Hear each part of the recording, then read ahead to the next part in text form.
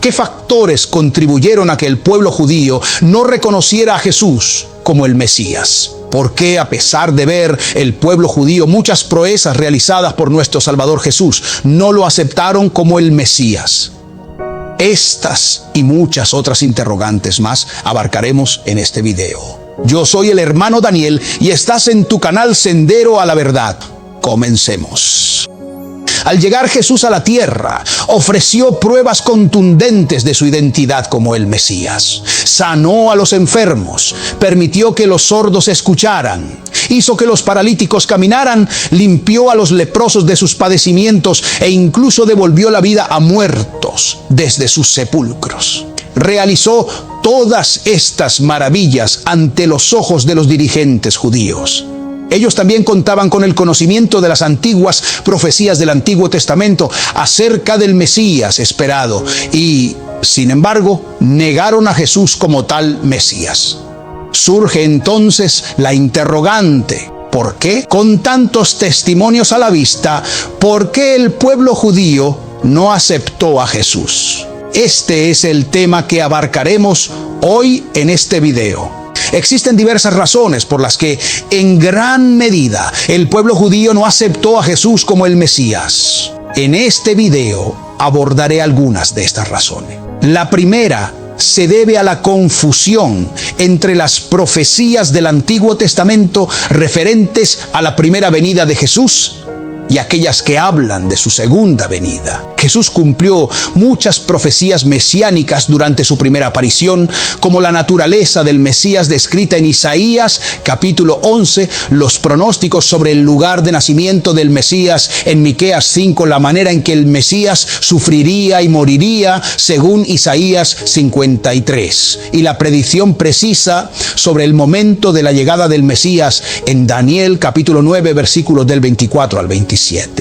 Estamos al tanto de estas profecías, pero el problema radica en que, además de estas, había otras profecías en el Antiguo Testamento que Jesús no llegó a cumplir durante su primera venida. Estas eran las profecías que los líderes judíos esperaban y en las que centraban su atención. Al percatarse de que Jesús no cumplía con estas expectativas, concluyeron que no podía ser el Mesías y por ende decidieron rechazarlo, ya que esperaban que el Mesías realizara ciertas acciones específicas. La comprensión de este asunto radica en reconocer que los profetas del Antiguo Testamento no percibieron que existiría un lapso temporal entre la primera y la segunda llegada del Mesías.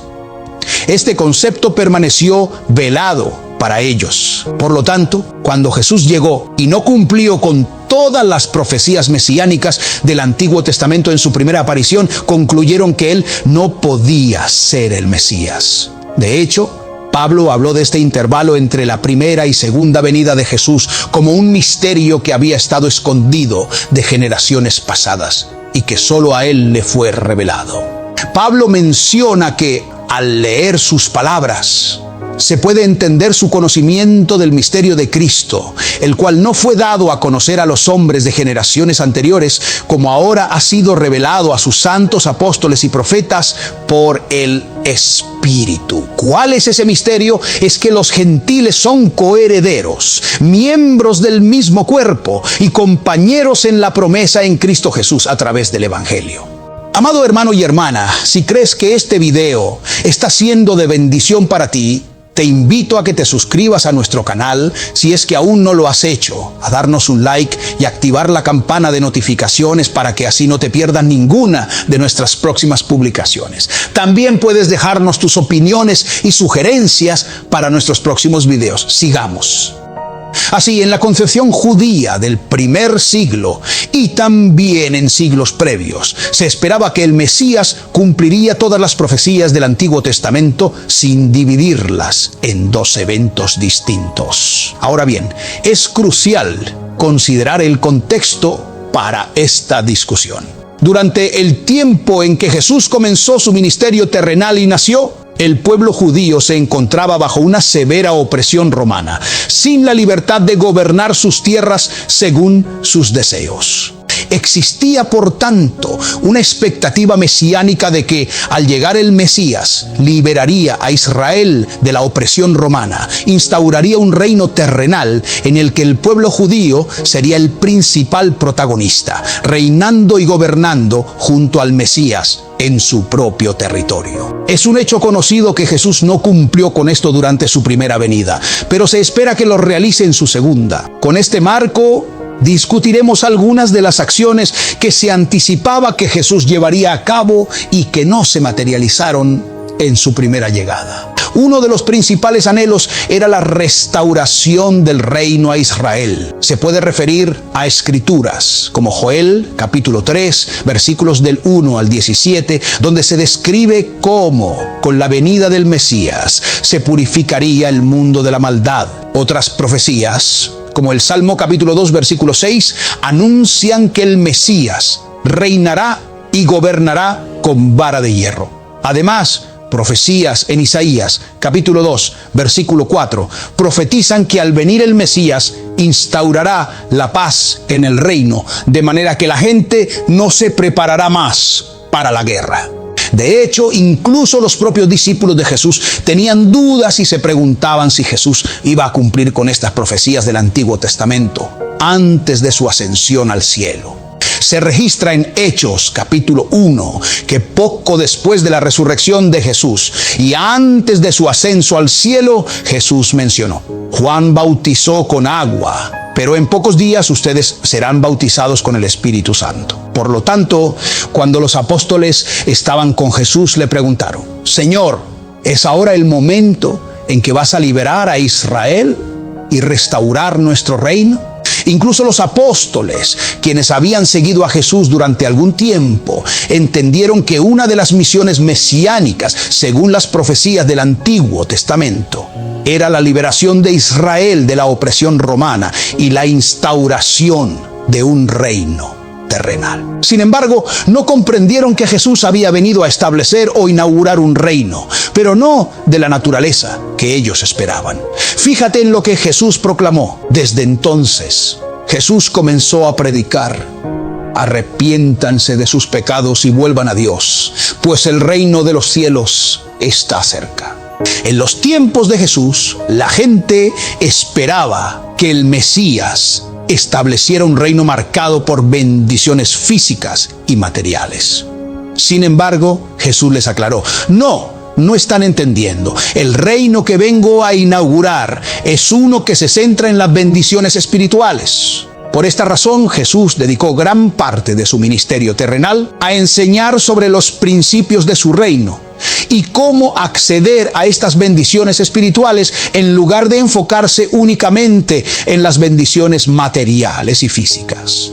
La expectativa no era solo que el Mesías restaurara a Israel a un estado de gloria terrenal, sino también que revitalizara su vida espiritual. Profecías como la de Jeremías, capítulo 31, hablan de una nueva alianza en la cual el pueblo recibiría corazones renovados y viviría en obediencia al Señor, lo que indicaba que una regeneración espiritual sería fundamental en esta nueva era. Existía el templo como centro de adoración, pero Jesús anunció que este templo sería destruido, señalando un cambio radical en la forma de vivir la espiritualidad.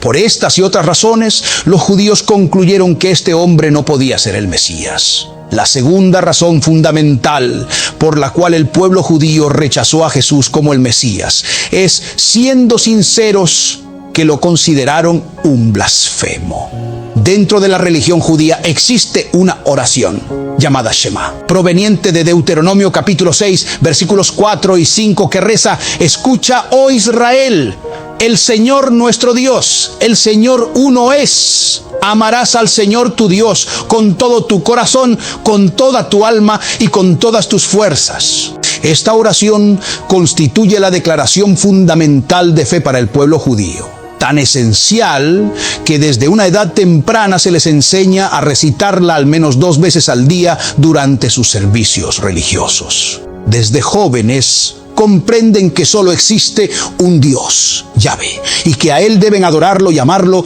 exclusivamente. Entonces aparece Jesús hablando de adorarlo, servirlo, amarlo y honrarlo, lo que provocó rechazo, pues contradecía lo que habían aprendido desde niños. La idea de que Dios pudiera descender del cielo y tomar forma humana era inconcebible para el pueblo judío. Así, cuando Jesús hizo declaraciones como la de Juan capítulo 8, versículo 58, de cierto les digo, antes que Abraham fuese, yo soy, provocó estupor. ¿Cómo podía Jesús insinuar que existía antes de Abraham? Ellos entendieron perfectamente a qué se refería. Estaba proclamando ser Dios, ya que afirmaba haber existido antes de Abraham. Esto sugiere que Jesús poseía una existencia eterna. Pero más allá de eso, al pronunciar las palabras yo soy, se entendió que estaba reivindicando la divinidad para sí mismo, ya que estas dos palabras representan el nombre divino en la fe judía.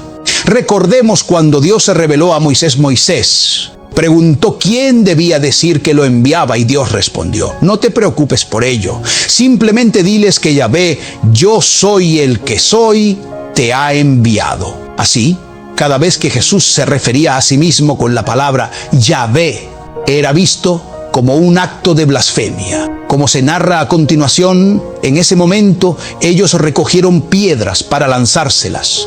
Sin embargo, Jesús se ocultó y abandonó el templo. La blasfemia, según la fe judía, era castigada con la muerte por lapidación.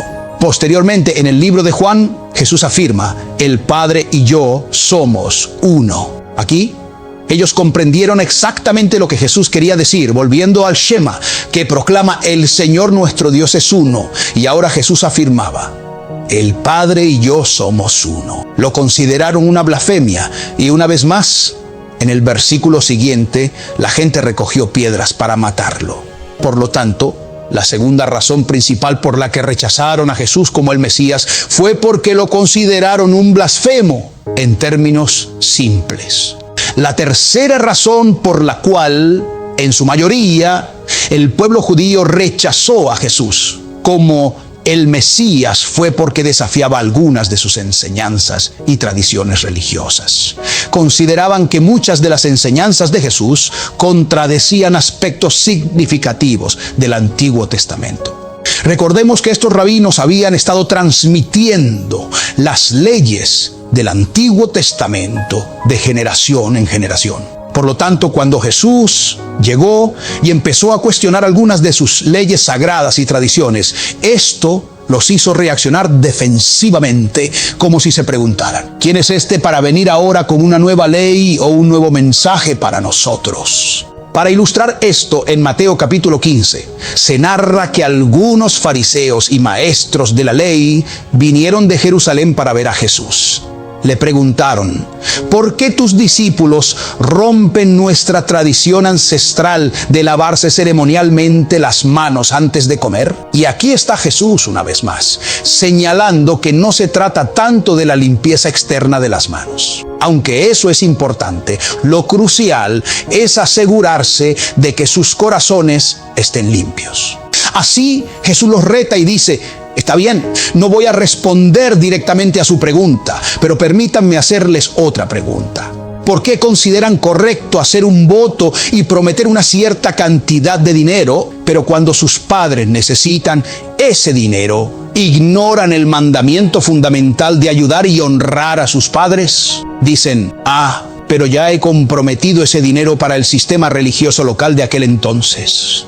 Así, Jesús cuestionaba algunas de sus prácticas y tradiciones. Intentaba redefinir lo que significaba trabajar en el día de sábado y enseñaba que se debía amar a los enemigos y orar por ellos, lo cual contradecía completamente la noción del Antiguo Testamento sobre erradicar el mal, especialmente bajo la opresión romana en la que vivía. Estas enseñanzas eran revolucionarias para ellos. Aquí hay otra forma en que Jesús introducía una nueva enseñanza, lo que los llevó a pensar, no, este hombre no puede ser el Mesías.